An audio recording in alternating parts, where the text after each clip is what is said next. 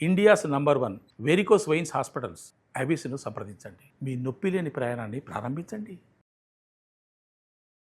అందరికీ నమస్కారం. నా పేరు మాధురి. ప్రస్తుతం మనతో పాటు ఉన్నారు శ్రీచక్రపీఠ సంస్థాపకులు, లలిత ఉపాసకులు, ప్రముఖ జ్యోతిష్య పండితులు, బ్రహ్మశ్రీ సద్గురు డాక్టర్ ప్రదీప్ జోషి గారు. నమస్కారం గురువు గారు. శ్రీమాత్రే. గురుగారు, చాలా మందికి ఇప్పుడు ఆరోగ్యం బాలేకపోయినా, ఆత్మవిశ్వాసం లోపించినా, అలానే వివాహం ఆలస్యమైన, సంతానం కలగకపోయినా, ఇలా ఏది వాళ్ళ మెయిన్ ఈవెంట్స్ లో ఏ చిన్న డిస్టర్బెన్స్ వచ్చినా కాల సర్పదోషం ఉందేమో అని చెప్పేసి భయపడుతూ ఉంటారండి. అసలు కాల సర్పదోషం ఉన్నప్పుడు ఇలాంటివి రెగ్యులర్ గా వాళ్ళు అనుభవిస్తూ ఉంటారు. దీనికి పరిహారాలు అంటూ ఏమన్నా ఉంటాయి గురుగారు? శ్రీ గురుభ్యో నమః. శ్రీమాత్రే నమః. నారాయణాయ పరిపూర్ణ గుణార్ణవాయ విశ్వోదయ స్థితిలయో నయతి ప్రదాయ జ్ఞానప్రదాయ విబుధా సురసౌఖ్య దుఃఖ సత్కారణాయ వితతాయ నమో నమస్తే. శ్రీమాత్రే. కాల సర్పదోషం ఇది ఇప్పటి నుంచి కాదు, దాదాపుగా 80s నుంచి 85, 90s నుంచి ఇది ఎక్కువగా ట్రెండింగ్లోకి వచ్చింది. అంతకు మునుపు ఎక్కడ కూడా ఏ గ్రంథంలో కూడా ఇది కాలసర్పదోషం అని స్పెసిఫిక్గా ఎక్కడ కూడా ఏ గ్రంథంలో కూడా చెప్పబడింది అయితే లేదు. సో కాలసర్పదోషం అనేటువంటి పేరు ఏదైతే ఉందో, ఈ యొక్క పేరుతోటి ఎక్కడ కూడా శాస్త్ర గ్రంథాల్లో, అంటే పురాతనంలో ఉండేటువంటి ఏవైతే పరాశర హోరాశాస్త్రం కానీ పెద్ద పెద్ద గ్రంథాల్లో, ఆర్ష గ్రంథాల్లో దీన్ని కాలసర్పదోషం అని ఎక్కడైతే రాయలేదు. అయితే నానుడిలో ఏంటంటే పండితులు ఒక పద్ధతి ప్రకారంగా దీన్ని కాలసర్పదోషం అనడం ప్రారంభం చేశారు. ఏమిటంటే జ్యోతిష్ శాస్త్రములో మనం నవగ్రహాలు అని చెప్పుకుంటాం. అందులోపల 9 గ్రహాల్లో పాపగ్రహాలు ఉంటాయి, శుభగ్రహాలు ఉంటాయి. అంటే దాంట్లో పాపగ్రహాలు అంటే ఏమిటంటే సూర్యుడు, తర్వాత కుచగ్రహము, ఆ తర్వాత శనిగ్రహము, 3 గ్రహాలు పాపగ్రహాలు. తర్వాత శుక్రుడు, గురుడు, చంద్రుడు, 3 గ్రహాలు శుభగ్రహాలు. బుధగ్రహము ఇటు పాపుడు కాదు, ఇటు శుభుడు కాదు. అంటే ఈ పాపులతోటి ఉంటే పాపగ్రహం అవుతాడు, శుభులతోటి ఉంటే శుభ ఫలితాలు ఇస్తాడు. కానీ 7 గ్రహాల గురించి మాట్లాడుకున్నాం. ఇంకో 2 గ్రహాలు ఉంటాయి, రాహు కేతు. వీటిని ఏమంటారు అంటే మ్లేచ్ఛ గ్రహాలు అంటారు, ఛాయాగ్రహాలు అని కూడా అంటారు. ఈ రాహుకేతువులు ఎప్పుడూ పాజిటివ్ చెయ్యరు, వాళ్ళు నెగిటివ్ చేయడానికే ఉన్నారు వాళ్ళు. ఎందుకోసం అంటే ఎప్పుడైతే మనము ఈ క్షీరసాగర మదనం గురించి వినే ఉంటాం. క్షీరసాగర మదనం జరిగినప్పుడు ఈ సూర్యచంద్రులు వీడిని పట్టుకోవడము, వీళ్ళ అమృతం తాగడము, రాహువు అనేటువంటి వ్యక్తి తల తీసిపోతే ఆ తల కేతు అయింది, మొండెమంతా కూడా రాహుగ్రహం అయింది. అప్పుడు బ్రహ్మ వరం ఇచ్చాడు. ఏమని వరం ఇచ్చాడు అంటే మీరు గ్రహాల స్థానానికి మీరు పొందుతారు అని వరం ఇచ్చారు. బికాస్ అమృత పానవశం చేత వాళ్ళు కూడా ఒక స్థాయిని అయితే పొందగలిగారు. అయితే వాళ్ళకి శరీరం లేదు. ఇప్పుడు ఈయనకేమో కేతు అనే అంటే మరణం లేదు, శరీరం ఉంది, మరణం లేదు, కానీ సగం సగం అయిపోయాయి. ఈ శరీరం ఇటు 2 అతుక్కునేది కాదు.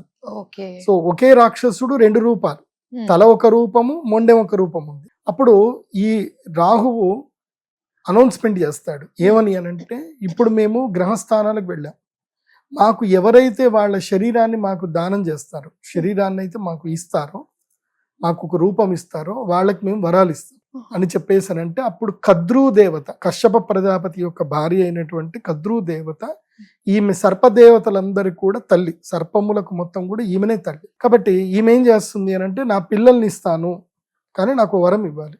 ఏమిటి అంటే నా పిల్లల్ని ఎందుకోసం అంటే పాముని మనం ఎక్కడైనా ఇష్టపడతామా?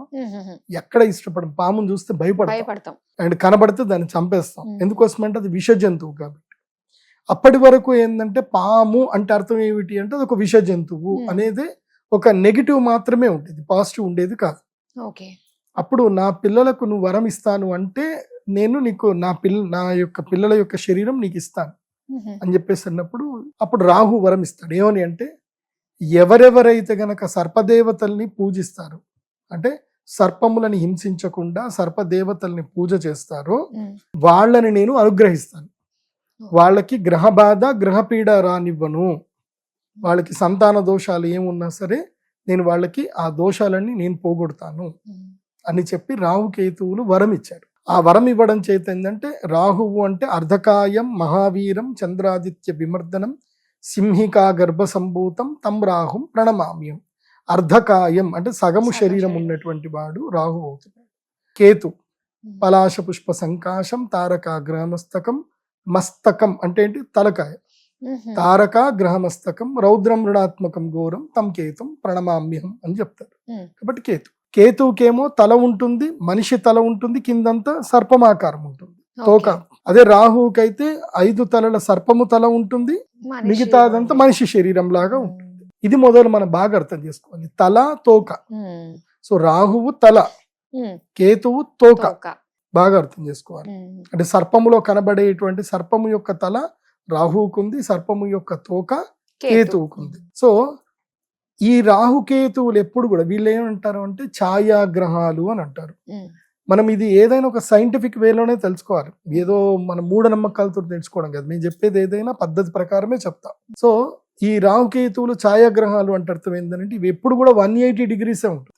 మీరు జ్యోతిష్ శాస్త్రంలో ఏ గ్రహం అయినా సరే ఒక గ్రహం కలుస్తాయి, కానీ రాహువు కేతువు రెండు ఎప్పుడు కలవవు. రెండు 180 degrees లోనే ఉంటుంది. అంటే ఒక కర్రను పెట్టి మనం తిప్పుతా ఉంటే కర్ర ఇటు పక్కన ఎట్లా 180 degrees స్ట్రేట్ గా ఉంటుందో అలాగే రాహుకేతువులు ఎప్పుడు 180 degrees లోనే ఉంటారు. వీళ్ళు ఎప్పుడు కూడా తగ్గడం ఉండదు. వీళ్ళకి ఒకే పరిణామం లోపల ఉల్టా వెళ్తా ఉంటారు. అంటే సూర్యుడు ఇటు ఇలా వెళ్తా ఉంటే ఈ నీడ ఇలా వెళ్తా ఉంటుంది అన్నమాట. సో గ్రహాలన్నీ కూడా తూర్పు దిశ వైపు ట్రావెల్ చేస్తూ ఉంటాయి. ఈ రాహుకేతువులు పశ్చిమం వైపు ట్రావెల్ చేస్తారు. అంటే రాహు ఇట్లా వెళ్తున్నా అంటే ఆటోమేటిక్ గా కేతు వెనక నుంచి ఇలాగే ట్రావెల్ చేస్తూ ఉంటాడు. అంటే ఆపోజిట్ లో యాంటీ క్లాక్ వైజ్ గా వెళ్తా ఉంటారు. ఇది మనం బాగా అర్థం చేసుకోవాలి. ఇప్పుడు కాలసర్ప దోషం అని దేన్ని అంటారు అంటే ఈ రాహుకేతువుల నడుమ గ్రహాలన్నీ కూడా ఉంటే ఇది కాలసర్ప దోషం అని అంటారు. ఈ కాలసర్ప దోషాన్ని పూర్తిగా 12 రకాలుగా విభజించారు. అంటే లగ్నంలో రాహువు, సప్తమములో కేతు ఉంటే ఏమవుతుంది అని అంటే ఆరోగ్య నష్టం అంటే పుట్టుకతోటే అనారోగ్యాలు ఉంటాయి. అంటే అంగవైకల్యం కూడా ఇందులోకి మేబీ రావచ్చు. మెయిన్ గా ఆరోగ్యం బాగా ఉండదు, మతి స్థిమితం సరిగ్గా ఉండదు. లగ్నంలో రాహు ఉంటే వాళ్ళకి జ్ఞాపక శక్తి సరిగ్గా ఉండదు. సో సప్తమ కేతు 2 రకాల ఎఫెక్ట్ ఉంటుంది. ఎప్పుడైనా గుర్తుపెట్టుకోండి, రాహు కేతువులు ఒక ఎఫెక్ట్ ఉండదు, 2 ఎఫెక్ట్స్ ఉంటాయి గ్యారెంటీ. రాహుది కేతువుది కూడా.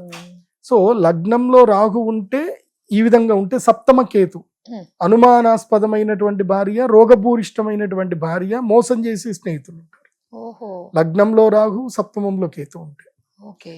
ఈ మిగతా గ్రహాలు వదిలేసేయండి, ఈ జస్ట్ ఫలితం మాత్రమే. లగ్నంలో రావు, సప్తమంలో కేతు, మిగతా గ్రహాలు ఎక్కడ ఉన్నా అది కాలసర్పదోషం కాదు, ఇది ప్రెడిక్షన్. ఇది లగ్న రాహు, సప్తమ కేతు ఉంటే ఇవి జరిగే అవకాశాలు ఉంటాయి. ఎప్పుడైతే అన్ని గ్రహాలు కూడా రాహు కేతువుల నడుమ ఉంటే ఇవి 100% జరుగుతాయి. కొన్ని గ్రహాలు అటు ఇటు ఉంటే రాబోయే నెగిటివ్ కొంచెం వేరే గ్రహాలు, శుభగ్రహాలు ఆపుతాయి. అదే ద్వితీయ స్థానంలో రాహు ఉన్నాడు, అష్టమంలో కేతు ఉన్నాడు. వీళ్ళు ఏంటంటే వీళ్ళు పుట్టుకతోటి ఏంటంటే తండ్రి ధనాన్ని మొత్తం తినేస్తారు. వీళ్ళు పుట్టగానే ఏమవుతుంది, తాతల ఆస్తి, తండ్రి ఆస్తి మొత్తం కూడా ఒక 5 ఏళ్లలో మొత్తం పోతుంది. పోగొట్టి వీళ్ళకి గండం కూడా ఉంటుంది. 7వ ఏట వీళ్ళకి గండం ఉంటుంది. వీళ్ళు చనిపోతారు కూడా, బతకరు ఎక్కువ రోజులు. ఒకవేళ 7 ఏళ్ల తర్వాత బతికినా ఎప్పుడు కూడా ఏదో ఒక చిన్న చిన్న దెబ్బలు తాకుతానే ఉంటాయి. సో వీళ్ళు పుట్టుకతోటి నెగిటివ్ తోటి పుడతారు. ద్వితీయ స్థానంలో ధనస్థానంలో రాహు ఉన్నా, అష్టమంలో కేతు ఉన్నా నెగిటివ్ ఉంటుంది. వీళ్ళు ఎప్పుడు హాస్పిటల్ బిల్ కడతానే ఉంటారు.